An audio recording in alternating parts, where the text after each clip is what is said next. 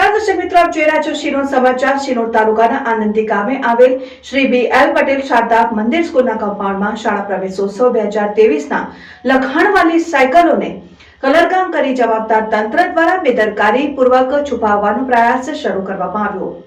શિનોર તાલુકાના આનંદી ગામે આવેલ શ્રી BL પટેલ શારદા મંદિર સ્કૂલના કમ્પાઉન્ડમાં ખુલ્લા મેદાનમાં વિતરણ કરાયા બાદ કાંઠ ખાતે શાળા પ્રવેશોત્સવ 2023ના લખાણવાળી સાયકલોને કલરકામ કરી જવાબદાર તંત્ર દ્વારા બેદરકારી પૂર્વક છુપાવવાનો પ્રયાસ શરૂ કરાયો।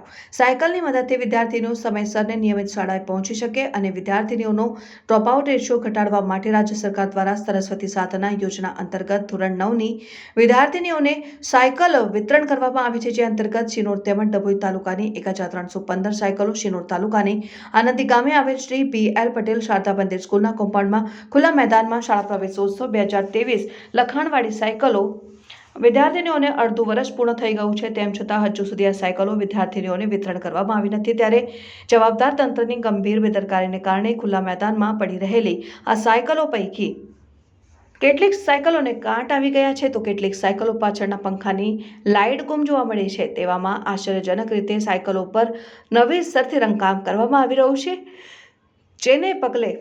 જેને લઈને અનેક સવાલો ઊભા થઈ રહ્યા છે। અને શિનોર તાલુકાના આનંદી ગામે આવેલ શ્રી BL પટેલ શારદા મંદિર સ્કૂલના કોમ્પાઉન્ડમાં ખુલ્લા મેદાનમાં વિતરણ કરાયા વગર કાંઠ ખાતે શાળા પ્રવેશોત્સવ 2023ના લખાણવાળી સાયકલોને કલરકામ કરી જવાબદાર તંત્ર દ્વારા બેદરકારીપૂર્વક છુપાવવાનો પ્રયાસ શરૂ કરવામાં આવ્યો હોવાની ચર્ચા લોકમુખે ચર્ચાઈ રહી છે।